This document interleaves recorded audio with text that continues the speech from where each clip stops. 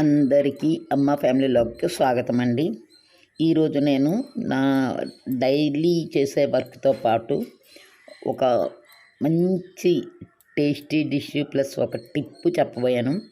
ఆ fashion tip ఏదో చివరి వరకు చూసి కనుక్కోండి. ఇప్పుడు నేనేమేం చేశాను అనేది మీతో షేర్ చేసుకోబోతున్నాను.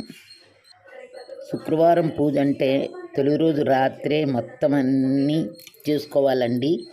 ఎందుకంటే నేను సింగిల్గా ఇంట్లో ఉండేదాన్ని కదా. రేపు పూజ చేయాలంటే ఈరోజు రాత్రే ముందు ఇవంతా క్లీన్ చేసుకున్నాను. వంటిల్లంతా శుభ్రం చేసుకున్నాను.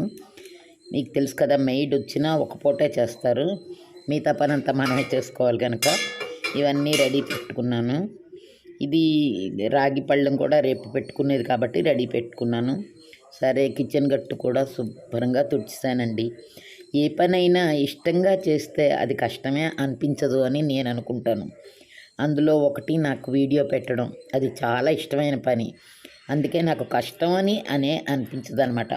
సూర్యోదయం అయ్యన్న వెంటనే మొహం కడుక్కొని ముందు గుమ్మట్లో ముగ్గు పెట్టుకోవాలండి. నేను అలాగే ముగ్గు పెట్టుకుని పువ్వులు తీసుకొచ్చాడు. నందివర్ధనం పూలు ఎంతో బాగున్నాయి కదా పూసినవి.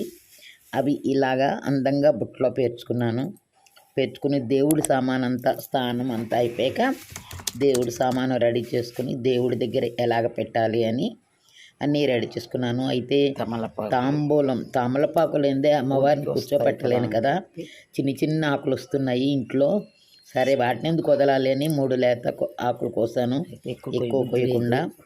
అలాగే ఆ 3 తమలపాకులు తీసుకుని అమ్మవారి దగ్గరికి పెట్టడానికి రెడీ చేసుకున్నాను అనమాట. మా ఇంట్లో పూసిన పువ్వులు, మా ఇంట్లో పూసిన తమలపాకులు, ఇట్లా అన్నీ మన ఇంట్లో శ్రద్ధాభక్తులతో పెంచి చేసుకుంటున్న పూజ అనమాట. ఎప్పుడు నేను చేస్తాను, షేర్ చేసుకోవడం రావట్లేదు, అందుకని ఇప్పుడు షేర్ చేశాను అనమాట. అలాగే నేను చామంతులు తీసుకొచ్చాను కదా, ఆ చెట్టు అయితే చివరి వరకు ఇలాగ అయిపోయిందండి. ఇంకా కొన్ని పువ్వులే ఉన్నాయి, అవి కూడా కట్ వరి పిండితో స్వస్తిక్ ముగ్గును వేసుకున్నాను. పెద్ద ముగ్గులు వేయాలి అన్నా ఇది ప్లేస్ సరిపోదు. అయినా కొంచెం వరిపిండి పొడిగా ఉన్నప్పుడే బాగా వస్తుంది. కొంచెం తడిగా ఉంది, చలివిడి కోసం చేసిన పిండి. ఆ వరిపిండితోటే కొంచెం స్వస్తిక్ ముగ్గు వేసాను అనమాట. ముగ్గు వేశాక అందులోని గంధాక్షింతలు, పసుపు, కుంకుమ వేసి, అక్షింతలతో పాటు గంధం కూడా వేసి, అప్పుడు నేను అమ్మవారికి పూజ చేయబోయే రాగి పళ్ళాన్ని పెట్టుకున్నానన్నమాట. ఇది నేను ప్రతి వారం చేసే పనే, ఈ వారం మీకు చూపెట్టబోతున్నాను. ఇదిగో రాగి పళ్ళం పెట్టుకున్నాను. పక్కని అన్నీ నైవేద్యం పెట్టడానికి అన్నీ రెడీ పెట్టుకున్నాను. కంచు గిన్నెలో బియ్యం వేసుకున్నాను. అమ్మవారికి రాగి కంచు ఇలాగ పంచలోహాలు ఉంటే మంచిది అని చెప్పారండి. అందుకోసమని ఇలాగ వెండి ఉంది, ఇత్తడి ఉంది, రాగి ఉంది, కంచు ఉంది. సో అది అయితే ఈ అమ్మవారు కామాక్షి అమ్మవారికి పాలుతోటి తేనెతోటి ముందు మంత్రం చెప్పి క్లీన్ చేశానన్నమాట. ఆ మంత్రం అంటూ ఇక్కడ చెప్పట్లేదు నేను. ఆ మా వాళ్ళు చెప్పినట్టుగా అలా చేసి దాన్ని ముందు శుభ్రపరచుకుని, తర్వాత మంచినీళ్ళతో కూడా శుభ్రపరచుకొని, అప్పుడు దానికి గంధం కుంకుమ బొట్టు పెట్టి అందులో ఆవు నెయ్యి వేసి దీపం వెలిగించుకున్నాను అనమాట. అప్పుడు మన అష్టోత్తరం పూజ మొదలుపెట్టాను. కామాక్షిదేవి అష్టోత్తరం పూజ చేసుకున్నాక చలిమిడి, పానకం, వడపప్పు ఇవన్నీ పాలు, తేనె, పళ్ళు ఇవన్నీ నైవేద్యం పెట్టానమాట. చలిమిడి ఇలాగ శుక్రవారం పచ్చి బియ్యంతో చేసి పెడితే మంచిదని ఎవరో చెప్పారు, అందుకని అది పానకం, ఇది వడపప్పు, పాలు, తేనె, పళ్ళు ఇవన్నీ అమ్మవారి నివేదన కోసం పెట్టుకున్నానమాట. పెట్టుకుని అమ్మవారికి పూజ కార్యక్రమం కంప్లీట్ చేశాను. పంచహారతులు, పంచలోహాలతో పాటు పంచహారతులు ఇస్తే కామాక్షిదేవి మన మాట విని మనని చల్లగా చూస్తుంది అని పెద్దవాళ్ళు చెప్తూ ఉంటారు కదా. మొన్ననే మా మదర్ వచ్చి మళ్ళీ చెప్పారండి, అందుకని ఇంకా అలా చేస్తున్నాను అనమాట. కొంచెం ముదిరిన ఆనపకాయ ఉందన్నమాట. ఆ ఆనపకాయని తీసి మజ్జిగ పులుసు చేయడానికి ప్లాన్ చేశాను. ఇలా ముక్కలు కోసుకున్నాను. ముందు ముక్కలు కోసుకొని అన్నీ సమానంగా తొక్క తీసాక ముక్కలు కోసుకొని కొంచెం శనగపప్పు, పచ్చి శనగపప్పు, చిన్న అల్లం ముక్క, 2 పచ్చిమిరపకాయలు నానపెట్టాను.